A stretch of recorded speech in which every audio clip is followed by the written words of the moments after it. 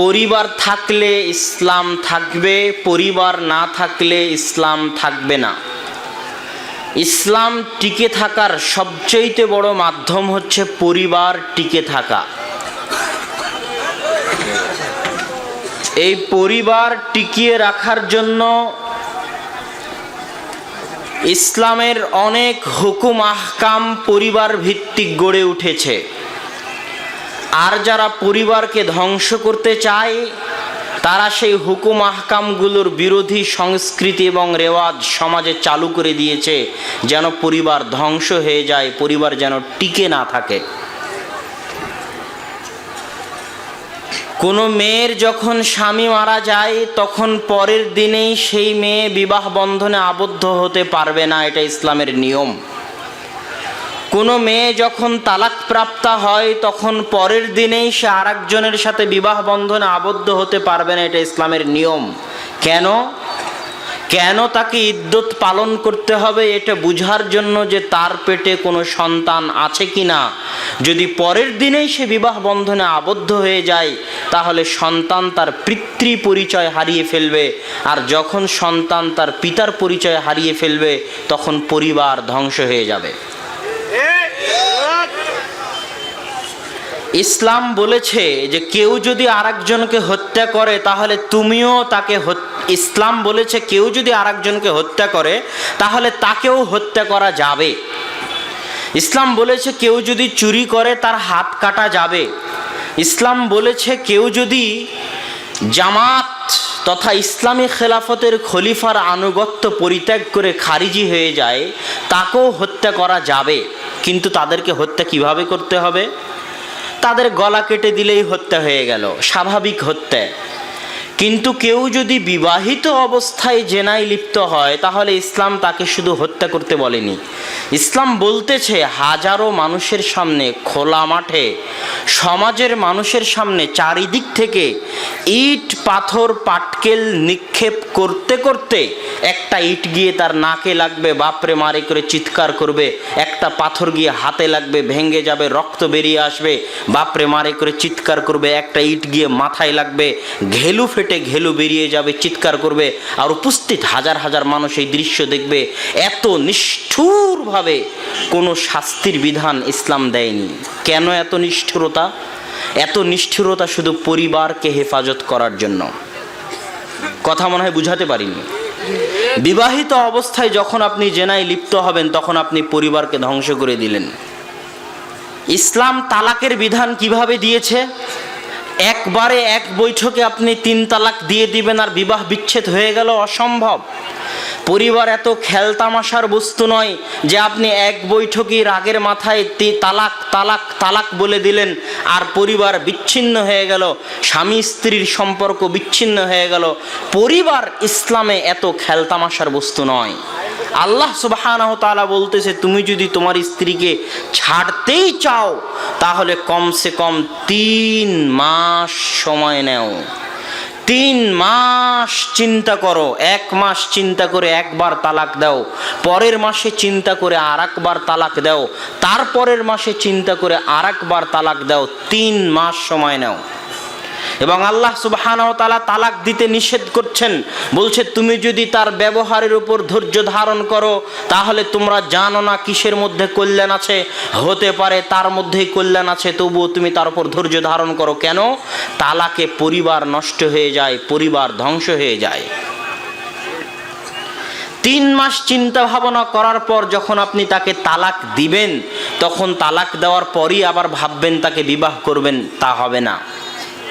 আবার স্বাভাবিক নিয়মে ওই মেয়ের যখন আরেক স্বামীর সাথে বিবাহ হবে এবং স্বাভাবিকভাবে সংসার করতে করতে করতে করতে কোনো দিন কোনো কারণে ওই স্বামীও ভাবলো এই মেয়েকে তালাক দিতে হবে এবং একইভাবে 3 মাস চিন্তা ভাবনা করে তালাক দিল, তারপরে আপনি তার সাথে আবার পুনরায় বিবাহ বন্ধনে আবদ্ধ হতে পারেন।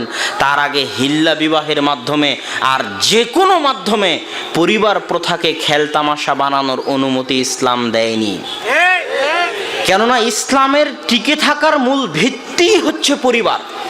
পরিবার যেই দিন ধ্বংস হয়ে যাবে সেই দিন ইসলাম থাকবে না। সম্মানিত উপস্থিতি, এই জন্য ইহুদি খ্রিস্টান বিশ্বের সবচেয়ে বড় চেষ্টা হচ্ছে কিভাবে মুসলমানদের পরিবার প্রথাকে ধ্বংস করে দেওয়া যায়। যত অবৈধ সম্পর্ক বাড়ানো যাবে, যত জেনা বাড়ানো যাবে, তত পরিবার কি হয়ে যাবে? ধ্বংস হয়ে যাবে।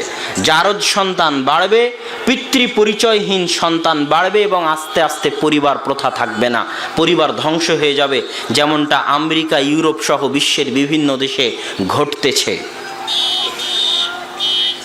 তো আমরা প্রথম আমাদের আলোচনায় বুঝাতে চাইলাম যে পরিবার ইসলামের নিকটে সবচেয়ে গুরুত্বপূর্ণ।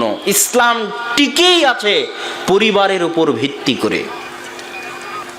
এবার আমরা আসি, আমরা যদি একটি আদর্শ পরিবার গড়ে তুলতে চাই, একটি সুন্দর ইসলামী পরিবার গড়ে তুলতে চাই, তাহলে আমাদের জন্য কি করণীয়?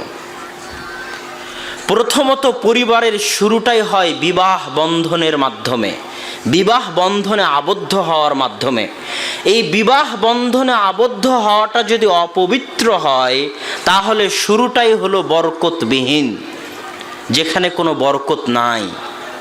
যেমন আপনি আপনার স্ত্রীর সাথে অবৈধ প্রেমের মাধ্যমে পরবর্তীতে বিবাহ বন্ধনে আবদ্ধ হয়েছেন, এই পরিবারে বরকত থাকবে না। কেননা এখানে আল্লাহ সুবহানাহু ওয়া তাআলার বিধানকে লঙ্ঘন করানোর মাধ্যমে যাত্রা শুরু হচ্ছে পরিবারের,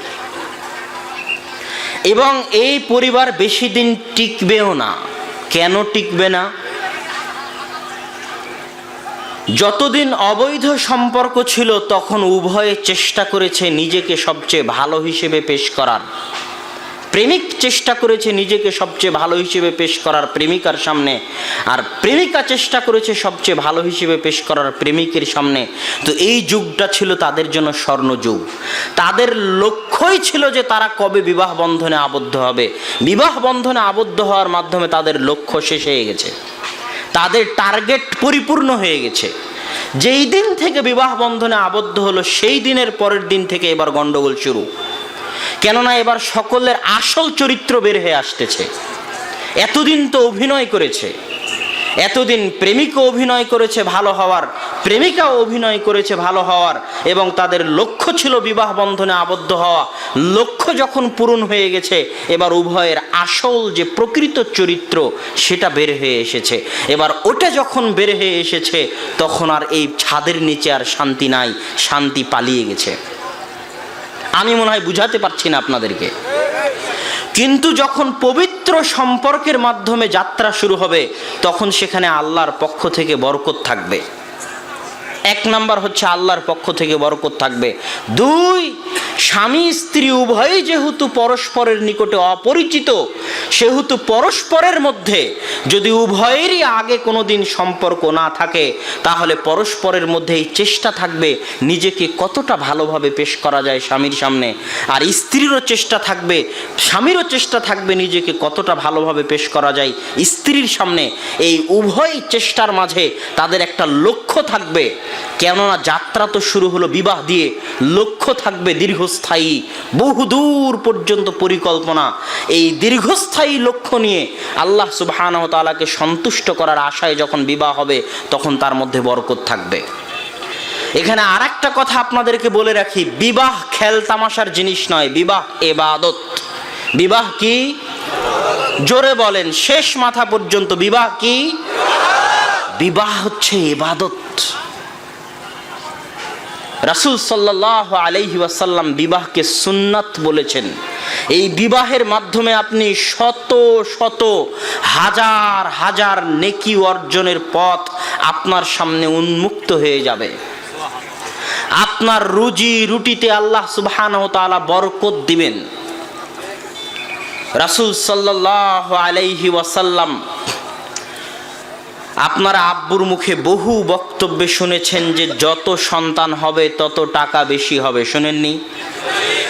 আর সরকার বলতেছে ছেলে হোক মেয়ে হোক দুটি সন্তানই যথেষ্ট, একটি হলে আরো ভালো, দারিদ্রতার ভয় দেখিয়ে। এবার আমি বলি, কেন বিবাহ বন্ধনের মাধ্যমে আপনার রুজি রুটিতে বরকত হবে?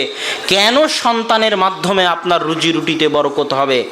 রিজিক দেওয়ার দায়িত্ব হচ্ছে আল্লাহ সুবহানাহু ওয়া তাআলার। আপনার স্ত্রীও পৃথিবী সৃষ্টির 50,000 বছর পূর্বে একটা রিজিক নিয়ে দুনিয়াতে এসেছে।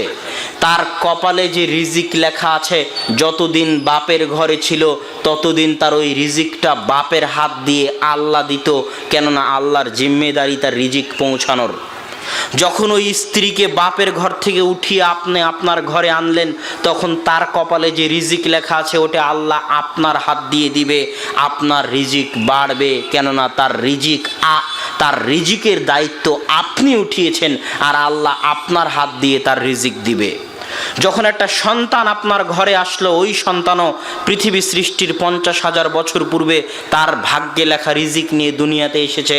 তার রিজিকে যা আছে সেটা আল্লাহ আপনার হাত দিয়ে দিবে, মানে আপনার টাকা বাড়বে। কথা মনে হয় বুঝাতে পারিনি। আপনি যত জনের রিজিকের দায়িত্ব বহন করবেন, সেটা আপনার সন্তান হোক, সন্তানের বাইরে হোক, তত জনের রিজিকের টাকা আল্লাহ আপনার হাত দিয়ে দিবে। রিজিকের দায়িত্ব উঠানো আল্লাহর বৈশিষ্ট্য। বান্দাও যখন আল্লাহর বৈশিষ্ট্য গ্রহণ করে আরেক বান্দার রিজিকের দায়িত্ব উঠায়, তখন তার রিজিকটা আল্লাহ তার মাধ্যমে দেন আর তার টাকায় বরকত হয়। রাসূল সাল্লাল্লাহু আলাইহি ওয়াসাল্লামের দরবারে একজন সাহাবী এসে বলছে, আল্লাহ রাসূল, ইন্নালি আখুন, আমার একজন ভাই আছে, আপনার নিকটে মসজিদে সুফায় পড়ে, ওয়া আনা মুহতারিফুন আহতারিফু, আর আমি পেশাগত জীবনযাপন করি, ব্যবসা বাণিজ্য হোক, দোকানপাট হোক, যেটাই করি আমি একজন পেশাজীবী মানুষ।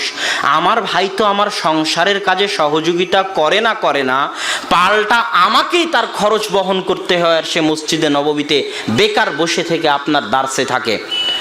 তো এই অভিযোগ যখন সে আল্লাহ রাসূলের দরবারে করলো, তখন রাসূল সাল্লাল্লাহু আলাইহি ওয়াসাল্লাম বলছেন, লাআল্লাকা তুরযাকু বিহি, হতে পারে যে আল্লাহ সুবহানাহু তাআলা, তুমি যে রিজিকটা পাও সেই রিজিকটা আল্লাহ সুবহানাহু তাআলা, তুমি যে তোমার ভাইয়ের রিজিকের ভার বহন করতেছো, এই রিজিকের ভার বহন করার মাধ্যমে তার রিজিকটাও আল্লাহ তোমার মাধ্যমে দিচ্ছে, এই জন্য তোমার রিজিকে বরকত হচ্ছে। আর তুমি যদি এই ভার বহন করা বন্ধ করে দাও, তাহলে হয়তো এই রিজিক আসাও বন্ধ হয়ে যাবে, বরকত হওয়াও বন্ধ হয়ে যাবে। কথা বুঝেননি? এই হাদিস থেকে স্পষ্ট যে বিবাহ বন্ধনে আবদ্ধ হওয়া হচ্ছে বরকতের রাস্তাকে উন্মুক্ত করে দেওয়া।